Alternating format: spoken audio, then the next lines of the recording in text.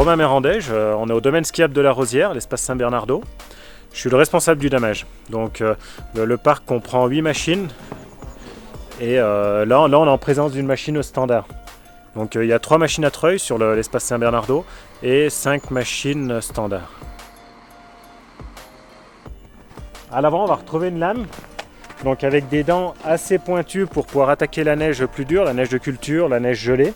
Tout le travail qu'on va faire au début avec la lame de nivelage, de reprofilage, ça va nous permettre d'avoir une trace beaucoup plus propre et une piste beaucoup plus plate à la fin. Donc on retrouve comme un bulldozer ou une pelle mécanique une paire de chenilles, une chenille gauche, une chenille droite. La machine elle fait quand même 11 tonnes, elles permettent de tasser. Voilà, elles répartissent bien le poids sur la neige et elles compactent la neige. Dans de la poudreuse, la dameuse s'enterre moins qu'une personne à pied.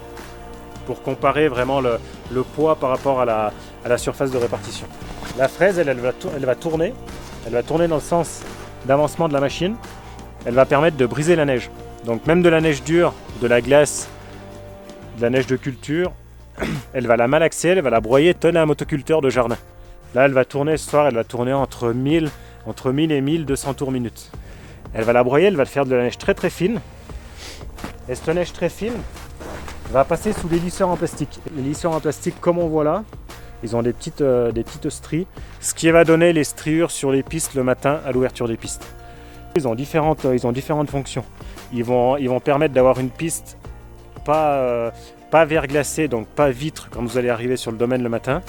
Et nous, il va nous tenir la machine. On aurait une surface plate. La machine, elle tiendrait moins dans les dévers. Sur ma gauche, on retrouve les deux petits joysticks de direction. Donc eux, ils serviront uniquement à diriger les chenilles. Donc en arrière pour la marche arrière, en avant et une légèrement reculée pour tourner, pour manœuvrer. Donc avec le joystick qu'on a ici, on va pouvoir faire toutes les fonctions de la lame devant.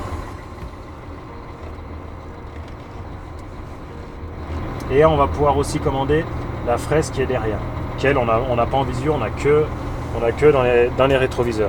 Le circuit de refroidissement de la machine passe dans les essuie-glaces, dans les balais d'essuie-glaces.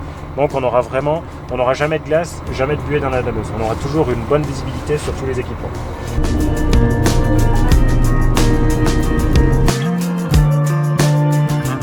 On a une dameuse à treuil qui vient de s'accrocher à un point d'ancrage. Donc lui, sa machine, elle est équipée d'un gros touret de câble. On va voir le câble qui se tend. Donc là, forcément, le câble va être tendu au milieu d'une piste. Il mesure 12 mm de diamètre. Donc autant dire qu'à pleine vitesse en ski, c'est une lame de rasoir.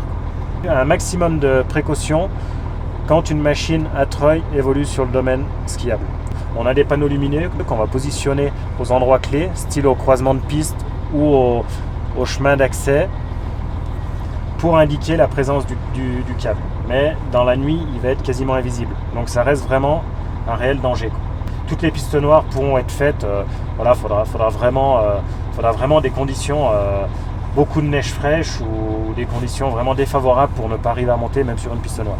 Ça ramène vraiment beaucoup d'adhérence à la machine. Avec le treuil, il va sortir un travail beaucoup plus propre, un travail de meilleure qualité. Et en même temps, il pourra remonter de la neige qui était descendue pendant la journée avec les skieurs. Il va pouvoir la remonter. Sachant qu'un skieur descend à peu près 1 tonne de neige par jour, il va avoir du boulot, il va avoir quelques lames à remonter quand même.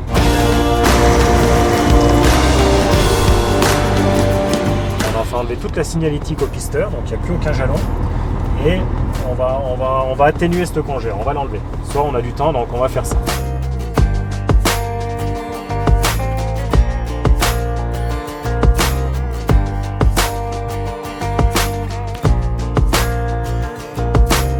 Conduire une dameuse, il faudra des heures et ça va s'apprendre un petit peu sur le tas, on va dire. Il y a des formations qui existent. Déjà, la formation Dianeige, c'est une formation qui est beaucoup axée sur la sécurité, sur savoir reconnaître et apprécier la qualité de la neige. Alors une dameuse standard, comme on avait là, ça va en prix catalogue, elle va être à 410 000 euros. Et une machine à treuil, on va rajouter 100 000 euros, donc 510 000 euros. Donc là, à la Rosière, on a 8 dameuses. 4 dameuses normales, une dameuse un petit peu plus particulière pour le snowpark et 3 machines à treuil. Donc une neuve de cette année qui a été achetée pour l'extension du domaine Le Mont Valaisan.